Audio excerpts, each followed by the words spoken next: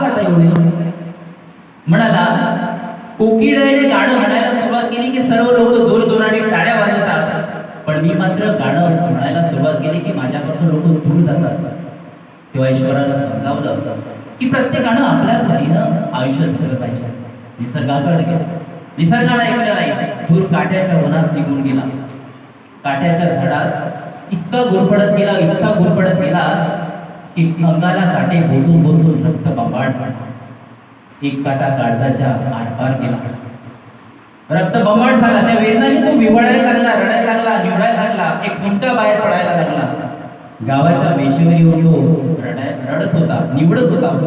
एक मुंडका बाहेर पडत होता आणि त्या लोकांनी टाळ्या वाजवायला सुरुवात केली. एरवी त्याच्या आवाजाला कधी लोकांनी टाळी वाजवली नाही, पण आज त्याच्या रडण्याला त्यांनी टाळ्या वाजवल्या. त्या टाळ्याचं सुख त्याला मिळालं, पण त्यासाठी आधी काटा काळजाच्या पार करावा लागला. मित्रांनो, विद्यार्थी मित्रांनो, यातून मला एकच गोष्ट सांगायची वाटते की आपल्याला काही जर प्राप्त करायचं असेल, स्वतःच आपल्या जीवनामध्ये स्वतःचं अस्तित्व निर्माण करायचं असेल, तर जिद्द, चिकाटी, परिश्रम, कष्ट या गोष्टीचा अंगीकार केला पाहिजे. आणि म्हणून मला सांगावं वाटते की हरून जाऊ नका. काही झालं तरी आपल्या जगातील प्रत्येक प्रश्नाचं उत्तर आहे, त्या प्रश्नाचं उत्तर शोधण्याचा तुम्ही प्रयत्न करा. एका माणसाच्या पाठीमागे वाघ लागला.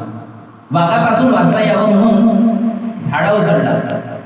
झाडावर चढल्यानंतर समोरून वाघ समोरून अजगर येताना दिसला. तेव्हा दुसऱ्या अजगरापासून वाचता यावं म्हणून दुसऱ्या फांदीवर चढला. दुसऱ्या फांदीवर चढल्यानंतर मागेवर माशा लागल्या. खालून वाघ वाट बघत होता, समोरून अजगर येत होता आणि पाठीमागे माशा होत्या.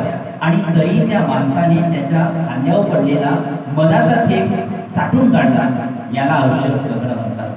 असं आयुष्य तुम्हा सर्वांना मिळो एवढी अपेक्षा करतो. आणि शेवट 3 चारोळ्या सांगून मी माझ्या भाषणाला विराम देतो कि जब तक सफल न हो नींद की चैन जागो तो, जब तक सफल न हो नींद की चैन जागो तो, संघर्षों का मैदान छोड़कर मत भागो तो, कुछ किए बिना जय जयकार नहीं होती और कोशिश करने वालों की हार नहीं होती. उडत्या पाखरांना परतीची तमा नसावी, उडत्या पाखरांना परतीची तमा नसावी, नजरेत सदा नवी दिशा असावी. घरट्याचे काय आहे पानता येते केव्हाही, क्षितिजाच्या पलीकडेही झेप घेण्याची जिद्द असावी. आणि शेवट मनामध्ये धरसून नको. मला काही जर प्राप्त करायचं असेल, तुमची रीडिंग जर परफेक्ट करायची असेल, रायटिंग स्किल्स परफेक्ट करायची असेल, तर त्याच्यामध्ये कंटिन्युटी आवश्यक आहे. म्हणून मनामध्ये धरसोड नको, उद्दिष्टांचा पिच्छा पाहिजे. सर्व काही तयार करता येते, फक्त मनामध्ये इच्छा पाहिजे, फक्त मनामध्ये इच्छा पाहिजे. थँक्यू.